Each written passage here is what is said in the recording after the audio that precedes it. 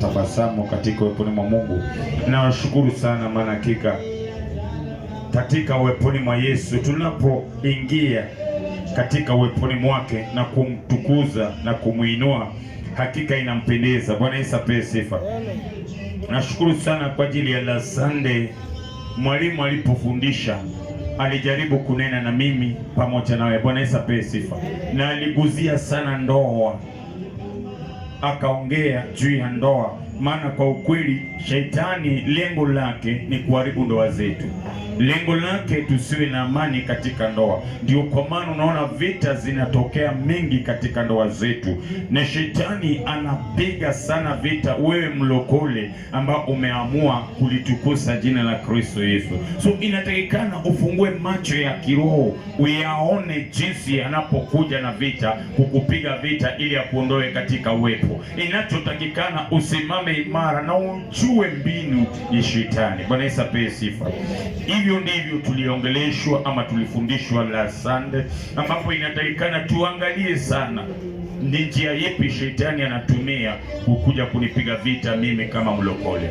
Na nitakapoiangalia, nitakapolijua njia ama mbinu ambayo shetani anatumia wakati wote anapokuja na vita na majaribu, nitakuwa macho, maana ninajua plan na mipango yake. Bwana Yesu atukuzwe. Mara mingi nasemanga shetani anataleta vita kati yako na mke wako. Akiona mmemshinda hapo, ataleta vita kati yako na watoto wako. Akiona umeshinda hapo, ataleta vita kati yako na jirani. Akiona umeshinda hapo, ataanza kupanua mpaka yake mpaka nje, mahali unafanya kazi, mahali umetoka, mahali umeoleka, mahali umeoa, ili akupige vita ukate tamaa, uonekana kwamba huyo mke wako sio mke ama huyo mume wako sio mume. Bwana Yesu apewe sifa. Na leo hii, mada ya leo ama mafundisho ya leo, tunataka kuongea juu ya waabudio halisi. Maana ndio tunajiita waabudio, tunajiita wana wa Mungu, tunajiita tumeokoka. Inatakikana tujiulize swali, mimi na wewe. Ndiyo, kila mahali ninapoenda naambia watu mimi nimeokoka, nimekombolewa na damu la Kristo Yesu. Unaambia watu umeokoka, umekombolewa na damu la Kristo Yesu. Tunahitaji tujiulize swali, kweli hii kuokoka ambayo tunasema, hii kukombolewa ambayo tunasema, tunaidhibitisha kwa matendo ama ni kwa midomo tu? Bwana Yesu atukuzwe. Na kabla hatujaanza mada ya leo, nitawahimiza tu kidogo katika kitabu cha 2 King, Wafalme wa Pili pale 8 kuanzia mstari wa kwanza. Tunapata mwanamke moja, la Sunday niliguzia na baada tena leo naiguzia. Huyu mwanamke, jambo ya kwanza, alikuwa mfanyikazi. Maana huyu mama ndiye alikuwa analisha mtumishi wa Mungu Elisha, na huyu mama ndiye alijenga ile nyumba ambaye mtumishi wa Mungu Elisha alipokuwa akienda safari alikuwa nakuja kutulia mahali pale. Huyu mama alikuwa tasa, hakukuwa na mtoto. Siku moja Elisha aliona matendo yake ikamfurahisha, akauliza, Gehazi, huyu mama kuna jambo gani anapitia? Huyu mama kuna some challenge, sama kuna some situation ambao unapitia. Gehazi ama Gehazi akasema kunaye, maana huyu mama ni tasa, hana mtoto. Biblia inasema mtumishi wa Mungu alinena jambo, na aliponena ilikuja ikatimia. Huyu mtoto alipozaliwa, huyu mtoto alikuja na akafa tena. Na mtumishi aliposikia ujumbe alikumbuka huyu mtoto ni wa ahadi, na alitoa agano, huyu mtoto akapatikana, ikapatikana tena huyu mtoto anakufa. Biblia inasema aliposikia ujumbe alienda mahali pale ili neno la Kristo Yesu itimie. Ikafika wakati njaa inakuja kwa ile mji, akaambia huyu mwanamke, sikiza, njaa inakuja kwa miaka 7, hama uende katika nchi ya Wafilisti, maana hii njaa sitaki kupate kwa sababu ya gharama ambao ulifanya, kwa sababu ya kujigharamika. Sitaki wakati njaa inapokuja ikupate. Nataka kuongea kuhusu kusikiza. Wapendwa, tumekuwa wapuuzi, hatusikii maneno. Wakati tunapoambiwa tunaipuuza. Mara mingi unaweza ona ni huyu ndiye ananena ama huyu dada ananena, na utapata ni Mungu ndiye ananena ili upate kuokoka, ili upate kukombolewa, ili upate kupata ile kitu ambapo unachohitaji. Walokole wa leo hii tumekuwa wapuuzi, tunaambiwa jambo na tunakataa kusikiza. Huyu mwanamke alitii na alifanya. Biblia inasema kwa hizi miaka 7 katika nchi ya ugeni alikula sawa, aliishi maisha mazuri, maana alitii. Wakati miaka 7 ilipotimia, aliporudi, Biblia inasema alienda kwa mfalme kudai vitu vyake. Ndiko inasema mfalme aliposikia huyo mama ndiye alitendewa, alimrejeshea zile vitu zake zilizopotea. So wapendwa, tusiwe wapuuzi. Unapoambiwa jambo, sikiza hii jambo na ulifanye. Wakati ambapo unapuuza, wakati ambapo umeambiwa jambo na unapuuza, we mwenyewe unajiingiza katika shimo yenye kutoka itakuwa ni ngumu. Utaanza kulaumu Mungu, utaanza kulia, na ni we mwenyewe kwa sababu ya kupuuza. Bwana Yesu atukuzwe. So ni lazima tuwe watu ambao wanasikia. Ndiko inasema ikiwa watu wangu walioitwa kwa jina yangu watakaosikia. Tutakaposikia, wakati tunapoambiwa tutende, hakika tutakombolewa. Tuache hii kupuuza, tuache mapuuzi na mazoeano. Tutakapoendelea kukuwa na mapuuzi na mazoeano, tutaomba Mungu na haitatendeka. Bwana Yesu atukuzwe. Tunapoingia kwa mada, tunataka kuongea, maana mara mingi tunaambianga watu mimi nimeokoka, Bwana Yesu ni Bwana na Mwokozi, amenikomboa. Tunataka wewe mwenyewe ujielewe uko katika kategori gani, ama uko katika eneo gani. Ndio umeokoka, Yesu amekuokoka. Kuna wakati nilisema kuna kuokoka na kukombolewa. Tumeokoka, lakini kukombolewa unapata wachache ndio wamekombolewa, wengi wameokoka, lakini wachache ndio wameokombolewa. Kwa sababu gani? Wenye wameokoka bado wataenda katika mambo ya kawaida kwa sababu hajakombolewa. Yule aliyokombolewa ndio unapata zile vitabia, matendo zilizokuwa ndani yake hazitakuwa tena, manake amekombolewa. Ndio kwa maana unapata tumeokoka lakini bado sisi ni washarati, tumeokoka bado tuko matapeli, tumeokoka bado tumejana vita, tumeokoka bado tuna malumbano, tumeokoka bado tumejana vitabia vya dhambi. Ni kwa sababu gani? Hatujakombolewa. Bwana Yesu atukuzwe.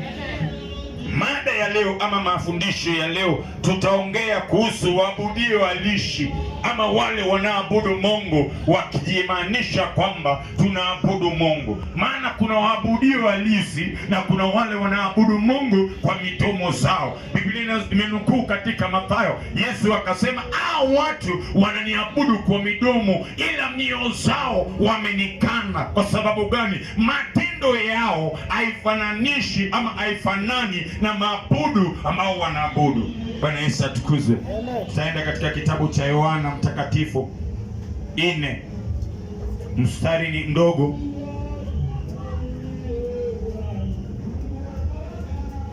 ni 23 hadi 24.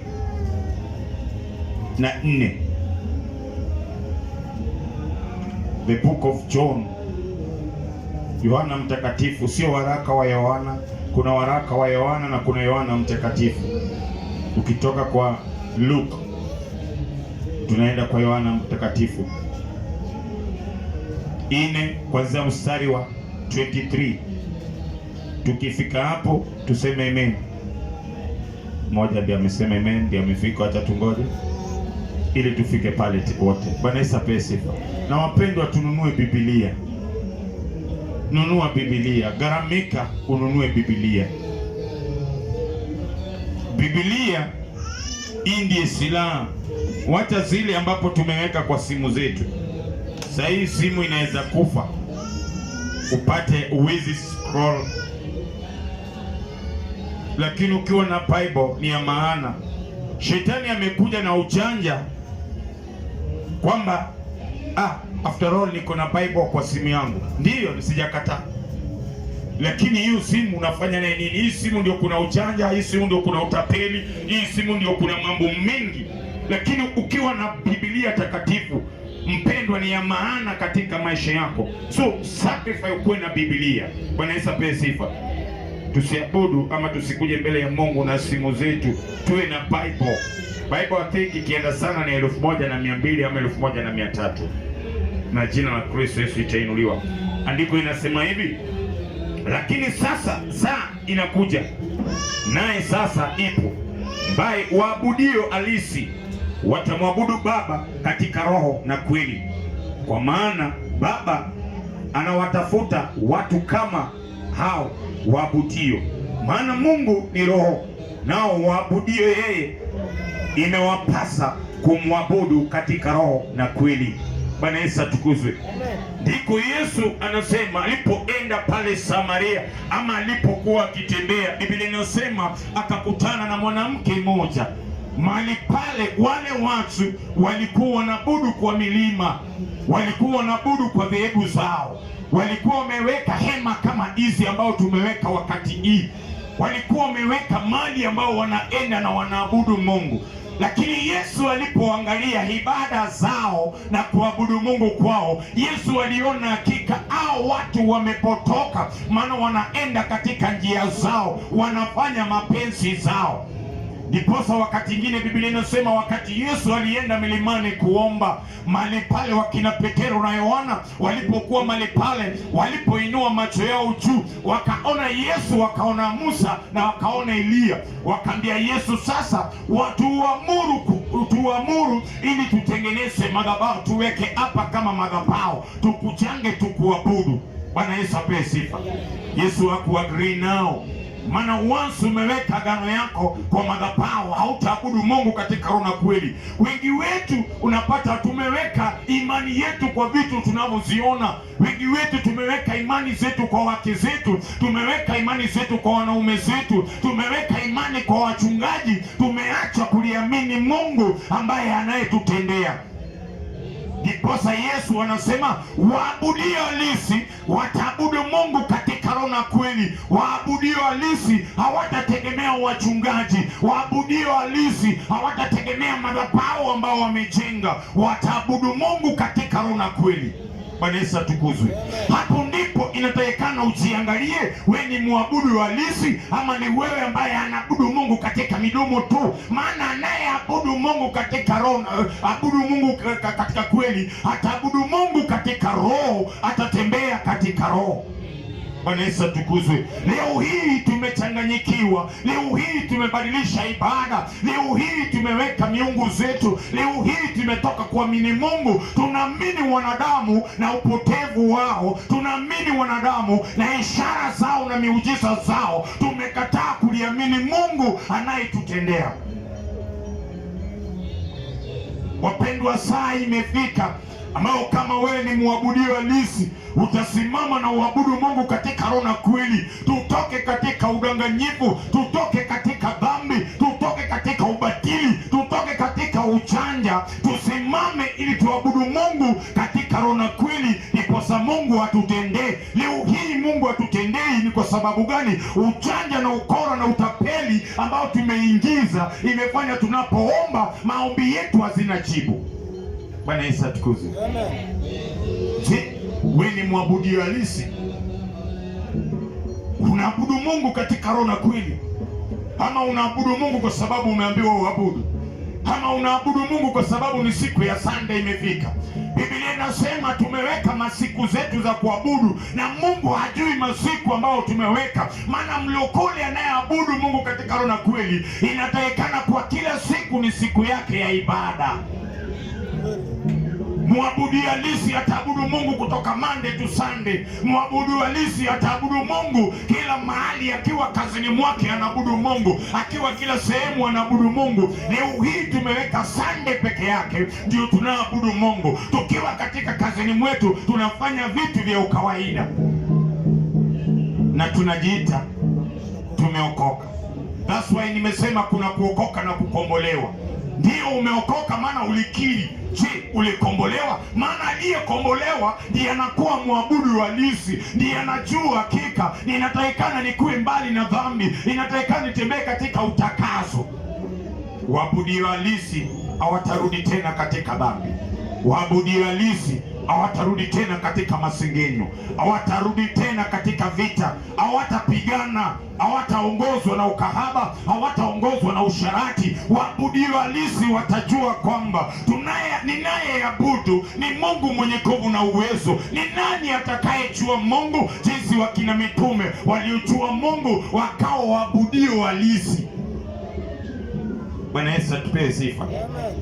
Leo hii tumefanya misarakazi katika ibada zetu, tumetoa watu katika kuamini Mungu kama wachungaji, tumekuja na utapeli yetu na ujanja zetu. Niambie, ni wapi Yesu aliambia watu hii tumbi itakuponya? Mahali Yesu aliambia hii maji inaenda kukuponya? Mahali Yesu aliambia watu hii kitambaa itakutendea miujiza? Yesu alisema imani yako inaenda kukuponya.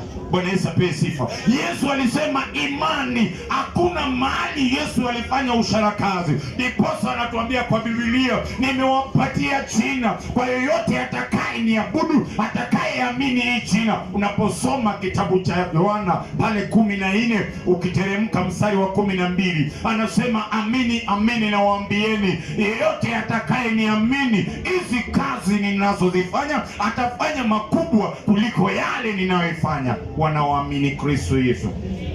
Lakini leo hii sisi walokole hatutaki kutembea kama watakatifu. Tumeweka utapeli na ujanja, tumeweka ukora wetu mingi, tunatembea kama mataifa, tunatembea kawaida, hatujaheshimu neno. Siku ya Sunday peke yake ndio tunajifanya ni watakatifu, ndio tunaomba, tunaabudu Mungu, lakini kutoka Monday to Saturday tuko katika dhambi. Biblia inasema waabudu halisi watabudu Mungu katika roho na kweli. Hataangalia tena Misri, hatarudi tena nyuma, hataangalia katika mambo za kawaida, hatasimama imara na kulitukuza Mungu wake, kuambia Yesu, hakika ni wewe ndiye Bwana na Mwokozi, na kutegemea katika maisha ni wewe ndiye tumaini. Napoangalia waabudu halisi, hakuna siku walikufa na njaa, hakuna siku vita iliwashinda, hakuna siku walilemewa, maana walijua hakika Mungu tunayeabudu ni Mungu mwenye nguvu, ni Mungu wa uwezo. Angalia historia ya Elia, ndiyo alifanya makuu, lakini kukawa wakati mmoja Yezebeli akatangaza vita juu ya maisha yake. Ndiko inasema alitoroka mahali alipoenda pale jangwani. Biblia inasema wakati aliishi njaa, alipokaa chini ya miti, Mungu aliamurisha kunguru ilileta chakula mahali pale. Bwana Yesu atukuzwe. Maana ni mwabudu halisi. Wapendwa, ni lazima tuabudu Mungu katika roho na kweli. Tuache udanganyifu, tuache ujanja. Kama unataka kuonja mema ya Mungu, ni lazima uabudu Mungu katika roho na kweli. Ni kama unataka kuona utukufu wa Mungu, ni lazima ukae mbali na dhambi. Wapendwa, bado dhambi zinafanyika ndani ya maisha yetu. Bado hatujatambua wokovu, bado hatujakubali tukombolewa ili tuwe wale waliokombolewa. Ndiposa dhambi bado inatutawala, ndiposa tuone utukufu wa Mungu, ndiposa tuone mema ya Mungu. Ni kwa sababu gani? Bado tupo chini, wapendwa. Andiko inasema, unaposoma Wagalatia pale 3:13, Biblia inasema Yesu alifanyika laana, alibeba dhambi zetu, alituweka uhuru, alitufanya tuwe uhuru. Yesu alikuweka uhuru. Inachotakikana wewe kama mwabudu halisi, abudu Mungu katika roho na kweli. Tuache ujanja, tuache kusukumiwa, tuache utapeli. Kaa kama mlokole, tembea kama mwenye umeokoka. Kataa dhambi maishani mwako, utaona utukufu wa Mungu.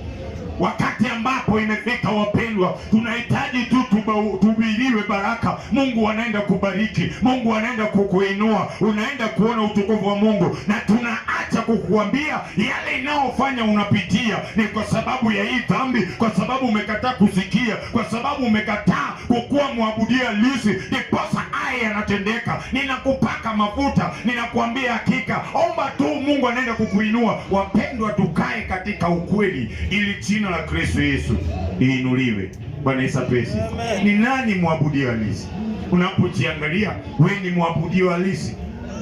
Maana Biblia inasema tutaabudu Bwana katika roho na kweli. Mwabudia halisi anasema hakika ninajua Mungu ambaye ninaabudu. Najua kwa moja 1 2 3 najua Mungu anaenda kusimama pamoja nami. Biblia inasema ikawa wakati Elisha akasimama akasema lazima ijulikane Mungu wa kweli na Mungu wa Baali yupi. Biblia inasema waliandaa karama, walijipanga, watu wengi wakajipanga, wanataka kutambua ni nani anayeabudu Mungu katika roho na kweli, ni nani anayetembea na Mungu katika haki. Biblia inasema wanabii wa Baali watapili ambao wana ishara na miujiza yao ya fiki walienda wakajenga madhabahu yao, wakaita Mungu yao haikuitika. Lakini kwa sababu Elijah aliyekuwa akiabudu Mungu katika roho na kweli, hakukuwa na maneno mengi, hakukuwa na kubembeleza, hakukuwa na kunumunika. Biblia inasema alipoenda akatengeneza madhabahu, hata alimwaga maji, madhabahu ikawa na maji tupu. Aliinua macho akasema, Bwana, na ijulikane kwamba upo. Bwana Yesu atukuzwe. Maneno machache ni kwa sababu ni mwabudio Mungu halisi. Leo hii tuna hadithi mingi, tuna maombi mengi. Ni kwa sababu gani? Sisi ni watendaji dhambi, tumetenda dhambi, lazima tujitakase, tuseme maneno mengi, tupembeleze Mungu ndiposa tusikie na tutendee. Lakini mwabudio halisi, angalia Biblia inasema huyu mtoto Elisha akamchukua akamweka kwa kifua, akasema Mungu rejesha uhai katika maisha ya mtoto, rejesha uhai. Maneno machache na Mungu alitenda. Waabudio halisi. Biblia inasema Petero, maana alikuwa mwabudio halisi, kivuli chake tu, hakukuwa ananena jambo, lakini kivuli chake kilikuwa kinafufua watu. Waabudio halisi. Wapendwa, ishara na miujiza haituandami. Ni kwa sababu gani? Tumekataa kukuwa waabudio halisi, tumekataa kuabudu Mungu katika roho na kweli. Tunapenda kutabiriwa, tunapenda kwenda katika uchanja. Ila ni mimi na wewe nikitengeneza sehemu yangu, nikiambia Bwana ninachohitaji ni kuabudu katika roho na kweli, ninachohitaji ni kujue zaidi, ninachohitaji uniweke mbali na dhambi, ninachohitaji utembee pamoja nami nikaweze kuona wema wako. Bwana Yesu atukuzwe. Ndio kwa maana tumebaki na milio, wapendwa. Ndio kwa maana tumebaki na mahangaiko. Ndio kwa maana tunateswa. Ni kwa sababu gani? Hatujakubali kukuwa waabudio halisi. Yesu akasema waabudio halisi hawataabudu kwa vilima, waabudio halisi hawataabudu kwa hawatategemea sanamu zao, wataabudu Mungu katika roho na kweli. Biblia inasema aje? Ulipokubali kuokoka, roho iliingia ndani yako, roho ya Mungu iko ndani yako. Wakati utakapokubali kuabudu Mungu katika roho na kweli, wakati utakapokubali kufanya kazi ya Mungu, mapenzi yake itaonekana kwako, utukufu wake itaonekana kwako, utawala wake itaonekana kwako, maana unamwabudu katika roho na kweli. Bwana Yesu atukuzwe. Hii ni hema tu ya kuzuia jua na mvua, lakini inanipasa mimi na wewe tutembee na Mungu ndani yetu, tuabudu Mungu katika roho na kweli, tunene maneno ya utukufu. Isiwe kama Sunday leo ndio tumenyenyekea tunaabudu Mungu katika roho na kweli, kutoka kuanzia Monday maneno yanayotoka katika vinywa vyetu ni maneno machafu na machafuko. Maneno tunayonena ni maneno ambayo inarudisha utukufu nyuma. Hapana, tuabudu Mungu katika roho na kweli. Bwana Yesu apewe sifa. Ndio jina la Yesu Kristo inuliwe katika maisha yetu. Sahihi, tumekataa kuambia watu makosa, tumekataa kuambia watu dhambi. Maana Biblia inasema dhambi, angalia historia ya wana Israeli, ni kwa sababu ya dhambi ndio walikuwa wanapigwa, inafanya wanapigwa. Kwa sababu ya kutokutii ilikuwa inafanya wanapigwa. Leo hii mimi na wewe tumekataa kutii sauti ya Mungu, tumekataa kuabudu Mungu katika roho na kweli. Wakati mapigo yanatupata tunaanza kunumunika, tunaanza kulalamika. Licha ni mimi na wewe ndio sijatengeneza uhusiano, siabudu Mungu katika roho na kweli. Ninatamani tu tabiriwe, niambiwe hakika Mungu anasema hivi na hivi. Ole wako unaopenda unabii. Sio mbaya unabii, lakini ole wako, kwa sababu ukitegemea unabii, mpendwa, hakuna siku yenye utaamini Kristo Yesu. Kila saa ule utakuwa unataka tu utabiriwe. Nionyeshe Mungu anasema namna gani kwangu. Ni Mungu anasema nini? Wenye haki wataishi kwa imani na wataishi kwa neno. Waabudia halisi watabudu Mungu katika roho na kweli. Hamtakubali kudanganywa. Wapendwa, wakati ambapo tupo ni wakati wa hatari. Kuna wakati hatutakuwepo, kuna wakati utakuwa kwingine. Usipotembea na Mungu katika roho na kweli, usipoabudu Mungu katika roho na kweli, ni wapi utakapopona? Kisoma Waibrania inasemaje? Tutapataje kupona? Waibrania 2. Tutapataje kupona wapendwa, tusipojali uokovu ambaye ni kuu namna hii? Hiyo uokovu ambao uliopata, hiyo uokovu ambao niliyopata, nitapataje kupona nisipokujali hiyo uokovu, nisipokutembea katika utakazo, nisipotembea katika utakatifu, nisipojitenga na dhambi, nisipotenda maovu, nisipoacha dhambi, nisipoacha kila ila za mwili, nitapataje kupona? Bwana Yesu atukuzwe. Amen. Twende katika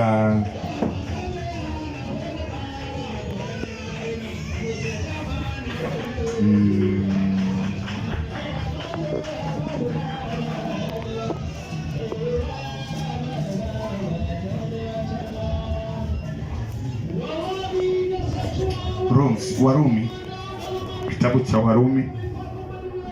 Warumi ni 12:1.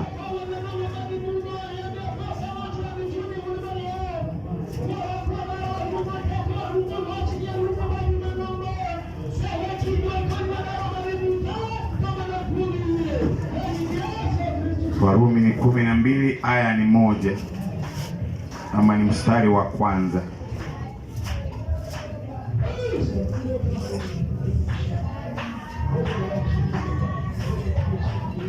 Nasema hivi, Warumi 12: basi ndugu zangu, na wasi kwa huruma zake Mungu, itoeni mwili yenu iwe dhabihu iliyo hai, takatifu, ya kupendeza Mungu, ndiyo ibada yenu yenye maana. Wala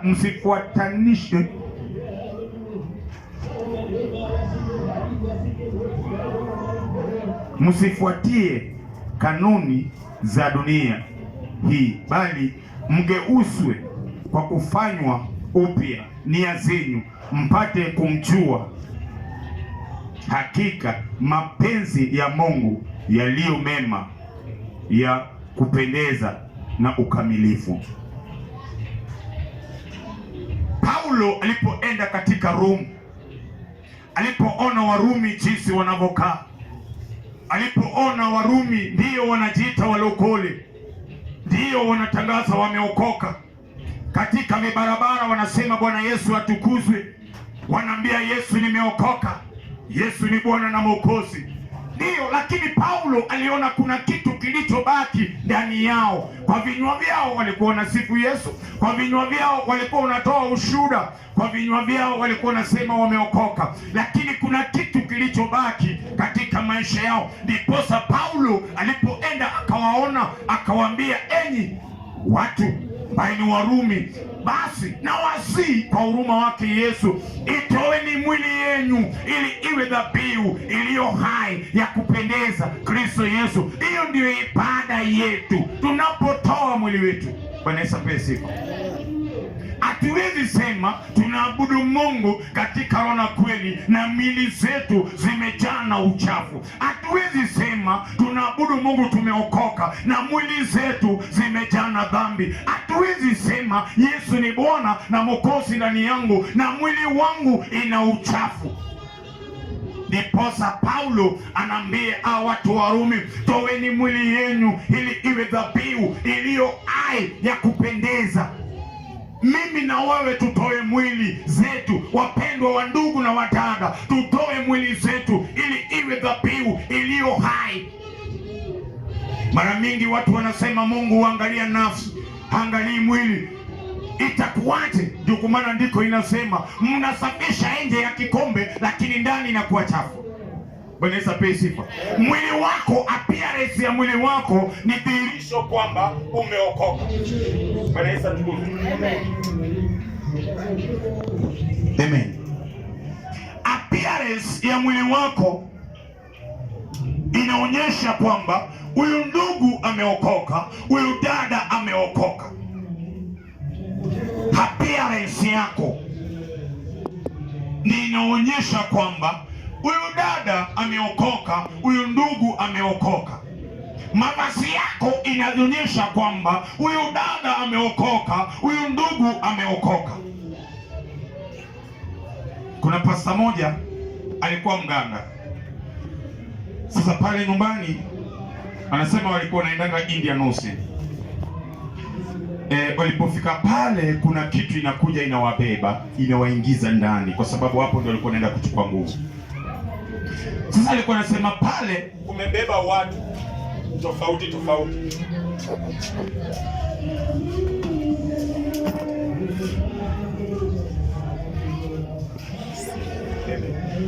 Haleluya. Mfalme wa amani, linda hizi viungo kwa jina lako Kristo Yesu.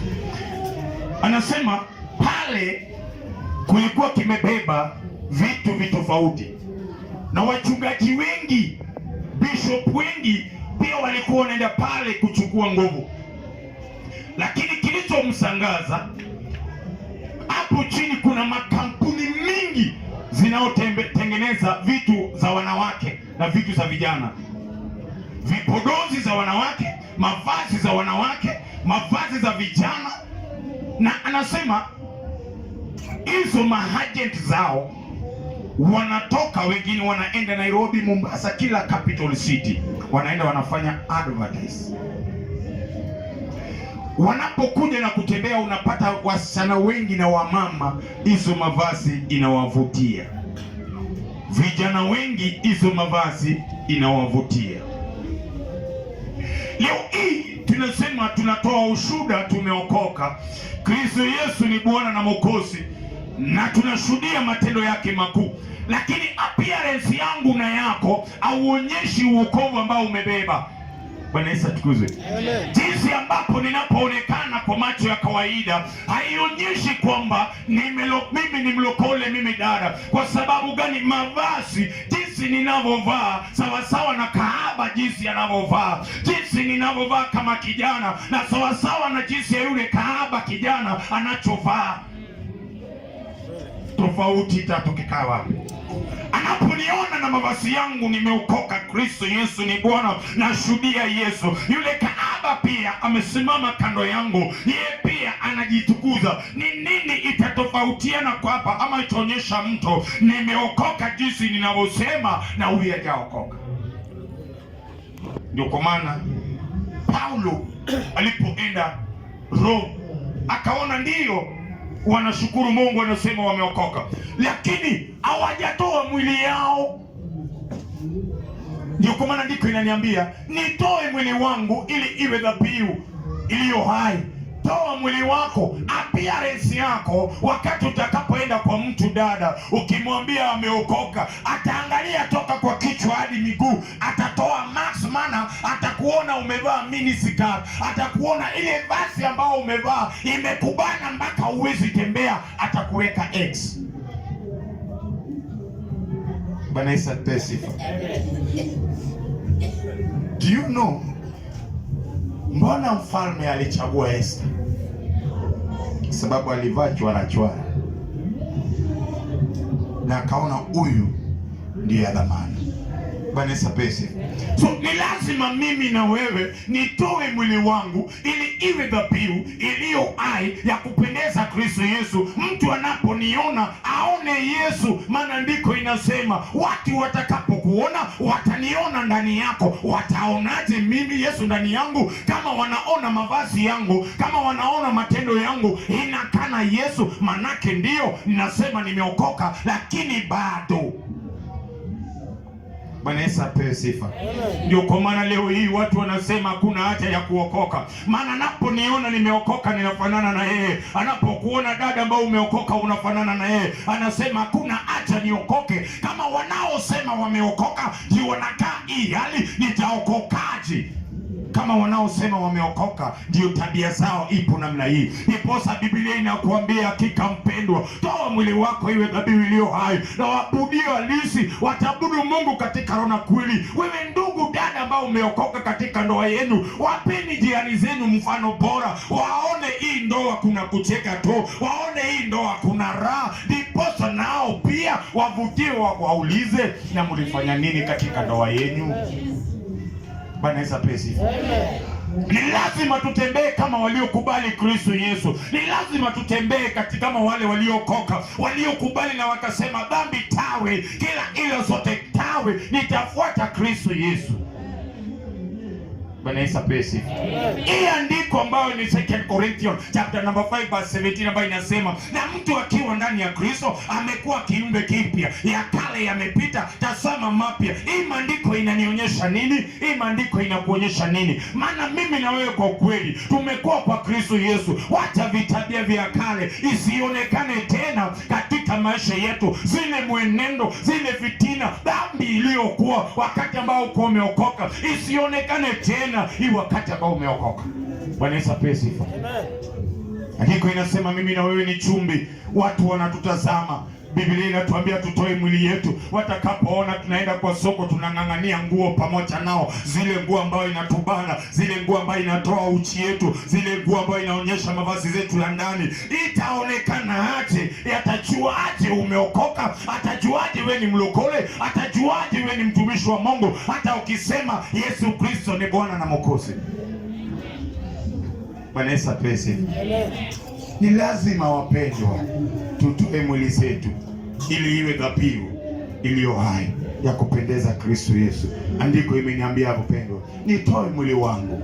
Toa mwili wako dadangu, toa mwili wako ndugu yangu. Wewe ni chumvi, wewe ni nuru. Watu wanakuangalia hapa nje, wakati unavaa mavazi ambayo inaonyesha uchi yako, wananena, wanasema hao ndio walokole. Wakati unavaa mavazi ambayo inashusha thamani yako chini, wanasema hao ndio, wanasema wameokoka. Hakuna haja tuokoke, maana wewe mwenyewe wanawiga mfano yako ndugu, wanawiga mfano yako dada. Ni lazima tugeuke, tufanywe upya nia zetu. Bwana Yesu apewe sifa. Tusome kidogo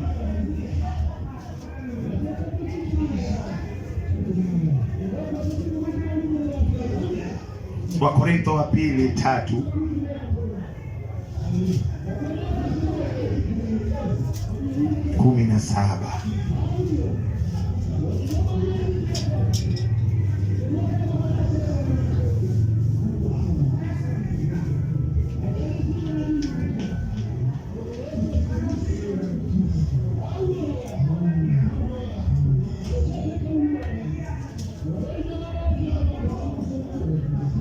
Inasema hivi: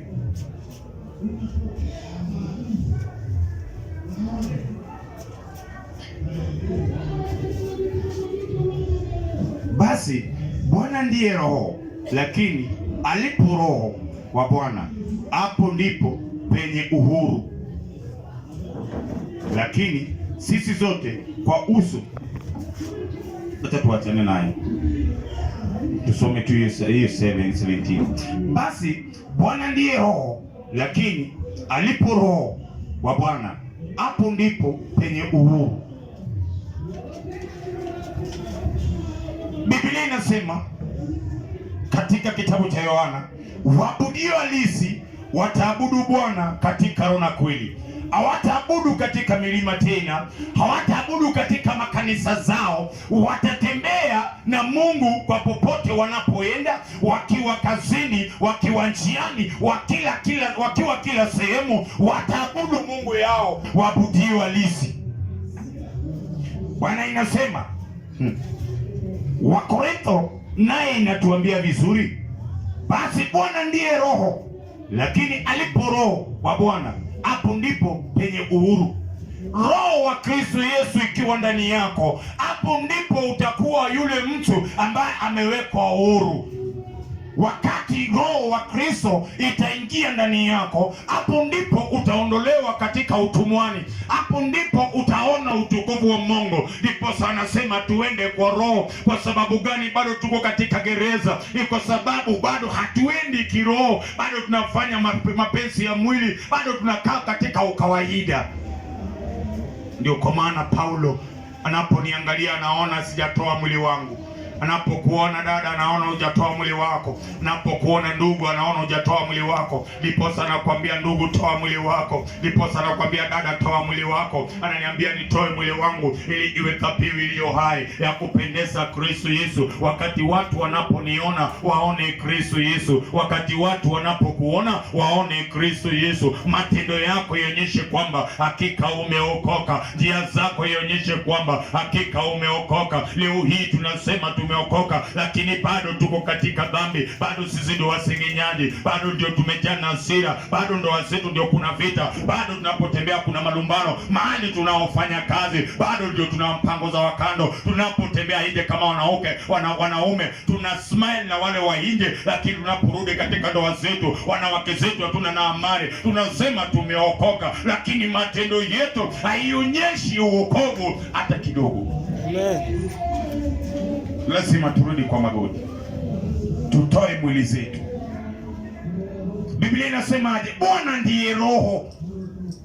Mahali alipo, akiwa ndani yako, akiwa ndani yangu, ndiyo nitakuwa uhuru. Nikiabudu Mungu katika roho na kweli, akiwa ndani yangu, hapo ndio nitatoka utumwani, hapo ndipo nitawekwa uhuru. Lakini kama bado ninatembea katika ukawaida, kama bado ninakaa katika ukawaida, wapendwa, ninajidanganya. So waabudu halisi wanaabudu Mungu katika roho. Ni lazima tuwe waabudu halisi, wapendwa. Lazima tuonyeshe mataifa kwamba tumeokoka. Lazima tuonyeshe watu hakika Mungu ambao tunaabudu ni Mungu ambaye ni mweza yote. Lazima utukufu wa Mungu ionekane.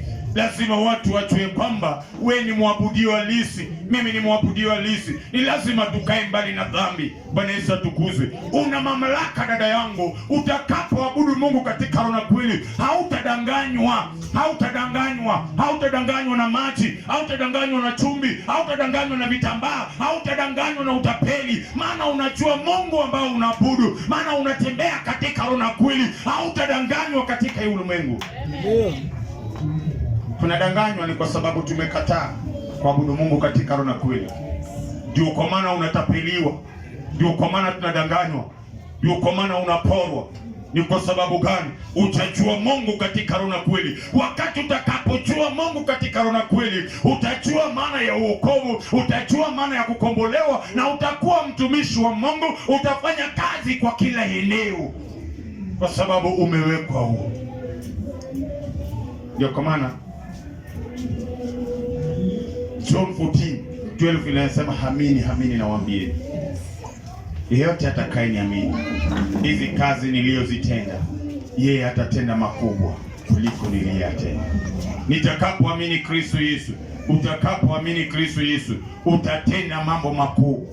Au utangoja utapeliwe, au utangoja mchungaji ya kuombee, maana we ni chombo cha Mungu cha kufanya kazi. Biblia inasema mavuno ni mingi, lakini watendaji kazi ni wachache. Bwana Yesu apewe sifa. Kazi ya Mungu ni mingi, lakini kwa sababu gani? Tumekataa kwenda katika roho, tumekataa kuabudu Mungu katika roho na kweli. Mungu anainua wachache, wengi wanabaki tu wakiwa chini.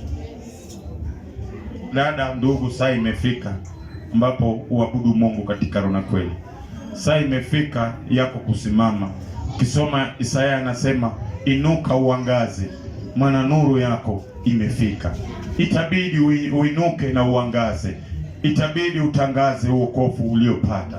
Itabidi utangaze ufalme wa Mungu iliyokuja juu yako. Itabidi waambie watu hakika umepata kuokombolewa. Bwana Yesu atukuzwe. Itabidi tuwe mbali na dhambi. Itabidi tuache vitabia vya mwili. Itabidi tugeuke, tufanye upya nia zetu na mwili zetu. Jinsi andiko inasema tutoe mwili zetu ili iwe dhabihu iliyo hai. Ni lazima tujifunze kukaa kama wale wa mama ambao wameokoka. Mavazi, kutembea kwetu, ni lazima tujifunze kama wanaume ambao wameokoka. Vitabia, hata mavazi, ni lazima tujitukuze Kristo Yesu kwa nje na kwa ndani. Hatuwezi sema tumeokoka ati Mungu anaangalia ndani na nje tunaichafua. Hiyo ni uongo na utapeli. Bwana Yesu atukuzwe. Amen. Sisi ni chumvi, sisi nuru, wanatuangalia.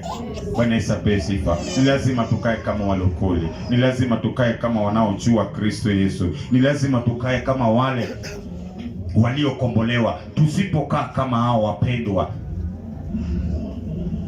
ni nani atakayeokoka? Leo hii kanisa imefanya jina ya kanisa imerudi chini. Ni kwa sababu gani? Dhambi inaendelea katika madhabahu. Kanisa limebeba ukahaba, kanisa limebeba utapeli, kanisa limebeba kila uongo, kanisa limebeba kila uchanja, mpaka watu wanachukia kanisa. Ni kwa sababu gani? Mimi na wewe tumekataa kutoa mwili zetu ili iwe dhabihu iliyo hai. Ule wa nje anaponitazama aone Yesu ndani yangu, aseme hakika Mungu wa huyu ninachohitaji. Angalia matendo ya mitume na manabii, Mungu yao watu walitamani, maana wakuongozwa na utapeli wao. Walifanya kazi kwa imani, walifanya kazi kwa nia moja. Leo hii tunahitaji tamaa. Leo hii kanisa inatakikana ndio wakuwe na gari, ndio inaonekana wanaabudu Mungu. Ni nani aliyewaambia? Leo hii mapasta wanatakikana wawe na mali mingi ndio ijulikane wanaabudu Mungu. Ni nani aliyewaambia? Biblia inasema waabudia halisi wataabudu Mungu katika roho na kweli. Na zile zote tunachohitaji Mungu atatushidishia, sio ujanja na utapeli ambao tumeweka. Ndiko inasema tutafute kwanza ufalme wa mbinguni, zile vitu ambavyo tunahitaji tutashidishiwa. Ayubu alibarikiwa na kutapeli mtu yote. Ukisoma Biblia ni kwa sababu gani? Biblia inasema Mungu tunayeabudu ni Mungu wa fedha na dhahabu. Nikikuwa vizuri kwake atanibariki na ataniinua. Leo hii uchanja na utapeli na dhambi katika madhabahu imezuia utukufu wa Mungu, haiwezi kuonekana na miujiza ya bandia. Ukisoma Ufunuo inasema yule mnyama aliyepata jeraha, ibilisi aitwaye Shetani, aliyepigwa vita pale mbinguni akashushwa chini, aliyepona jeraha, Biblia inasema alipewa uwezo mpaka kushukisha moto kutoka juu mbinguni. Na ukisoma hiyo Ufunuo inasema alikoshanisha ulimwengu yote na ishara. Leo hii watu wanakosanishwa na ishara. Watu hawataki kuenda katika roho na kweli, watu hawataki kuabudu Mungu katika roho na kweli, watu wanapenda ishara na miujiza. Usaijiuliza, hii ishara na miujiza inatokana na Mungu ama inatokana na yule mnyama? Bwana Yesu asifiwe. Wewe mwenyewe ni ishara. Biblia inasema katika kitabu cha Marko, Injili kwa kila kiumbe, aminie na kubatizwa ataokoka. Na hii ishara itaambatana na wanaoaminio. Kwa jina langu wataweka mikono juu ya wagonjwa, watapata afya, watashika nyoka na hata nge, hata wakikunywa kitu kilicho na sumu haitawadhuru kamwe, maana ni waabudio halisi. Vanessa Pesi, wewe mwenyewe ni ishara na miujiza itakuandama wakati utakaposimama vizuri mbele ya Mungu, wakati utakapotangaza Yesu, nahitaji niwe muabudio halisi, ninahitaji ni kuabudu katika roho na kweli. Wacha ishara na miujiza yako iniandame. Elisha alikuwa na kitambaa ya Elija. Watu wameweka vitambaa vyao, matendo yao ni tofauti, wanaenda wananunua nguvu wanaweka kwa vitambaa wanatumia. Ndiyo, kuna wakati chumvi ilifanya kazi, hatujakataa, ilikuwa ni kwa ile sababu. Mafuta ndiyo walifanya kazi na ni kwa sababu. Maji ndiyo hatujakataa, lakini leo hii Yesu alisema namna gani? Nimewapa jina yenye uwezo na nguvu, mtu yote atakayeniita nitaitika. Sio utapeli. Mimi na wewe tutoe mwili zetu ili iwe dhabihu iliyo hai ya kupendeza Kristo Yesu. Mimi na wewe tukubali tukombolewe, tuwache dhambi, tuwache mazoeano na Kristo Yesu. Tumeweka mazoeano, wapendo. Ndio kwa maana tunaabudu Mungu tu vile tunavyohitaji. Tunafanya vitu tu tukihitaji.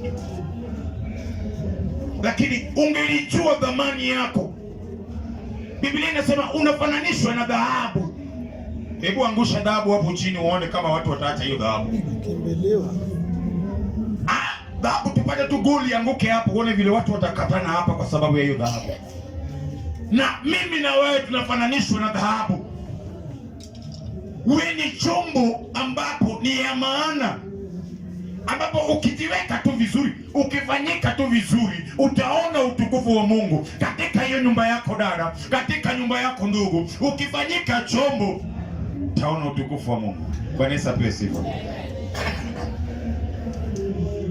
Ni lazima tuabudu Mungu katika roho na kweli. Wakati imefika, wapendwa, ni lazima tusimame na wokovu.